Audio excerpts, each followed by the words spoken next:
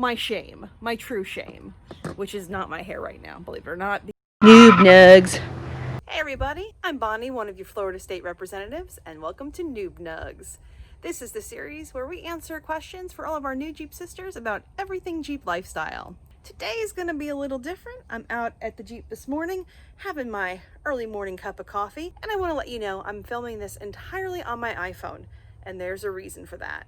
Now, as you all may have seen, I like to do a lot of recording, and I actually got some questions. First time, yay! I love questions about what setup that I use in my Jeep to do all my filming and recording. And so today I'm going to walk you through my camera choices, my storage choices, and where I put everything in my Jeep for all of my filming that I do when I do my videos. Where we're going to start today is with the actual cameras that I use to record. So the first thing I have obviously is my iPhone. Always remembering to keep it horizontal, not vertical.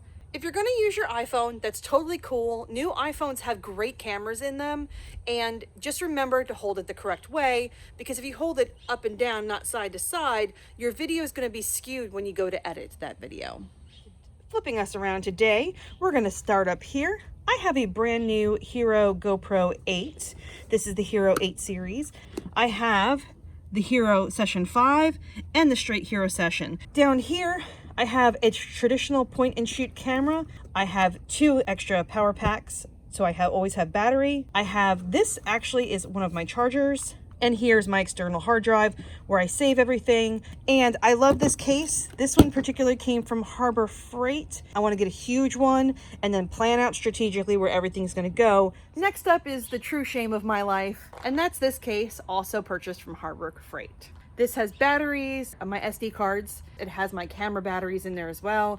It doesn't fit really well, and ideally all of that should be in one case. But I do have quick hit storage for my small items because I don't like things flopping around. You have to have your batteries and your cards organized and available because you're going to be going through those if you're doing a lot of recording. Now this is going to bring me to my next piece of advice.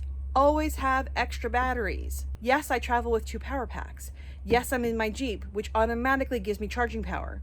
That is not always possible. It is not always convenient.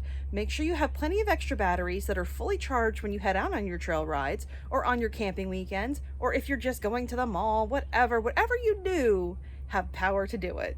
The tub of despair.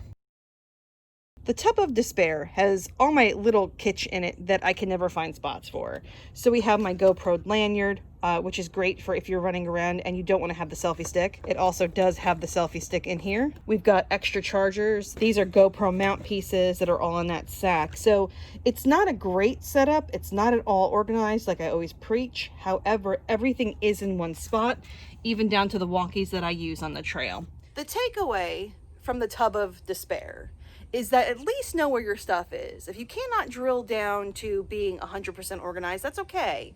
Make sure you know where all your kit is so you can find stuff easily. Right now, I am using the GoPro suction cup mounts, and the reason is this.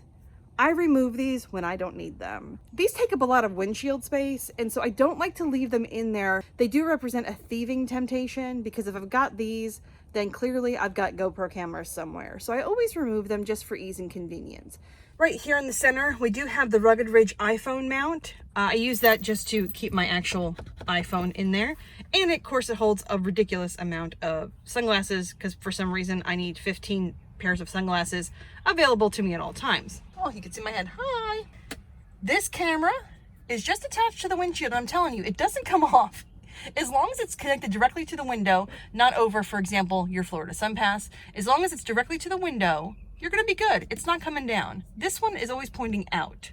This one, same rules apply. This is usually my smaller camera, which is pointing in. I love the notion of catching all like the funny faces and the good times that we have inside the Jeep. Having multiple cameras means being able to mount in multiple spots. That means for our next trip, what I'm gonna do is I'll be mounting a GoPro back here to face backwards. Here's a safety tip. If you're gonna start mounting things in places that you can't see them, tie your cameras down, put reflective tape on them. Make sure that if they were to pop off your vehicle, you can either see them easily in the brush or that they don't actually come off. Don't lose your camera, folks.